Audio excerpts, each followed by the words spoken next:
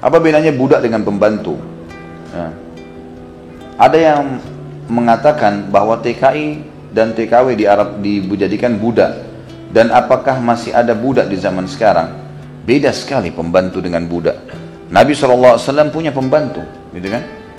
Seperti Anas bin Malik radhiyallahu anhu, itu pembantu Nabi SAW, bukan budak. Ada budak Nabi yang lain laki-laki namanya Zaid bin Harithah, lain posisi mereka. Kalau budak tidak bisa diperjualbelikan dan didapatkan dari peperangan. Tadi sumber pertama peperangan. Sumber kedua pasar perbudakan. Jadi kalau sudah terjadi peperangan dan banyak budak yang masuk di wilayah Islam, maka boleh diperjualbelikan. Ada hukum sendiri dalam masalah ini, gitu kan? Maka ini sumber-sumbernya beda dengan pembantu tentunya. Kalau masalah TKW, TKI dijadikan budak di wilayah Arab, ini dusta ini. Dari mana ini? Dari mana teman-teman sekalian? Anda perlu tahu, Mekah sama Madinah adalah wilayah pusatnya Islam.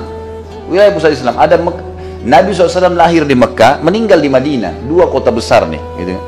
Apapun yang berhubungan dengan bisa mencoreng kedua kota ini pasti mereka buat, pasti mereka buat.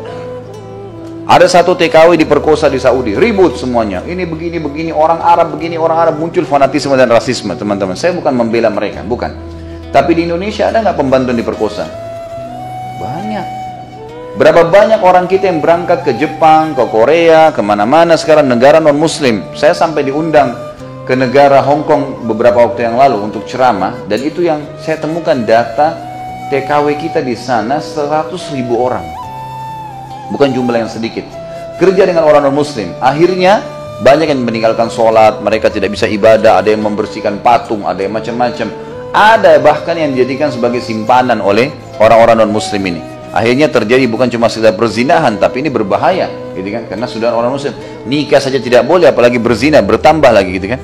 Banyak. Tapi kenapa nggak disorotin tuh? Orang-orang kita yang diperkosa di mana-mana, di Indonesia sendiri di mana-mana. Kenapa? Kenapa di Saudi yang disorotin? Coba buka wacana kita teman-teman sekalian, pikir dengan akal sehat. Di sana pusat agama Anda. Dan dari sekian banyak TKW dan TKI dikirim di Saudi, 1-2 orang yang bermasalah teman-teman. Antum sudah tahu berapa jumlahnya? Jumlah berapa orang kita di sana? Waktu di Jeddah ditangkap saja yang tidak punya izin tinggal 9.000 orang. Yang tidak punya izin tinggal sudah tinggal 10 tahun di Saudi, udah beli tanah, udah beli rumah di Indonesia, banyak. Itu baru satu kota, belum kota-kota yang lain tuh. Dan banyak di antara mereka yang bekerja, yang saya tahu waktu saya masih mahasiswa, di antaranya ada seorang akhwat kita yang datang tidak mengerti bahasa Arab satu kalimat pun, tidak tahu baca Al-Quran, tidak hafal hadis Nabi SAW, bekerja dengan Dr. Sulaiman Rahili yang pernah dipanggil tablik akbar di Istiqlal. Itu beliau dosen saya yang saya sangat hormatin, Masya Allah, salah satu ulama Madinah sekarang. Beliau ngajar di Masjid Nabawi. Adiknya itu teman dekat saya sebut nama-nama ini karena memang menjadi kesaksian. Adiknya namanya Dr. Muhammad Rahili, teman dekat saya, sudah kayak adik kakak dengan saya juga gitu. Sering saya waktu masih mahasiswa di Madinah diundang ke rumahnya gitu kan, sudah dianggap seperti anaknya sendiri juga oleh orang tua beliau.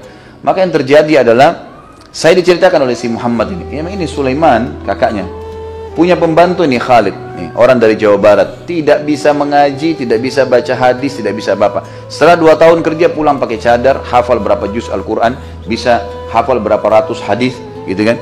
Pulang ke Indonesia, dia sudah punya tanah sekian luas. Bahkan waktu mau pulang, Sulaiman nih dikatakan kakaknya dia, ini Sulaiman, Syekh Sulaiman maksudnya. Ini sampai bilang sama pembantunya, jangan kau bawa uang ini karena nanti di bandara Jakarta akan diambil. Bahasanya nih, karena seringnya banyak TKW kita pulang diambil hartanya. Ini enggak fakta depan mata. Tidak semua, tapi ada begitu. Kadang-kadang ditipu, kadang-kadang gini. Jangan kamu ambil uang ini, nanti saya datang 2 minggu lagi saya akan bawa ke rumah kamu langsung. Dipulangkan, kemudian dibawa uang tersebut. Dan itu hidup makmur. Dan ada ribuan orang kita seperti itu. Nggak pernah diangkat ceritanya. Yang sukses, yang baik, yang santun, yang dihormatin, bahkan banyak yang pergi ke Eropa tuannya mereka juga pergi. Itu terjadi, tapi nggak pernah diangkat. Tapi kalau satu orang diperkosa, satu orang itu ribut.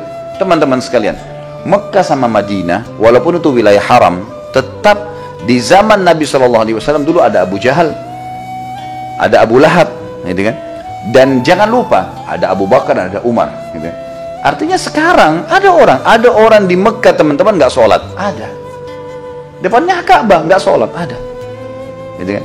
Ada yang di Saudi, saya sampai kaget dibilang sama dosen saya, ini di Saudi Khalid tapi nggak pernah haji, tinggal naik mobil saja biayanya berapa tapi nggak pernah haji. Hidayah. Ada orang yang mati dalam keadaan tidak sholat, ada. Tapi dulu jangan lupa, ada juga orang yang seperti yang luar biasa seperti Abu Bakar dan Umar yang ibadah yang luar biasa ada. Jadi di mana-mana di muka bumi ini akan seperti itu, akan ada buruk dan baik, tapi kita harus sportif.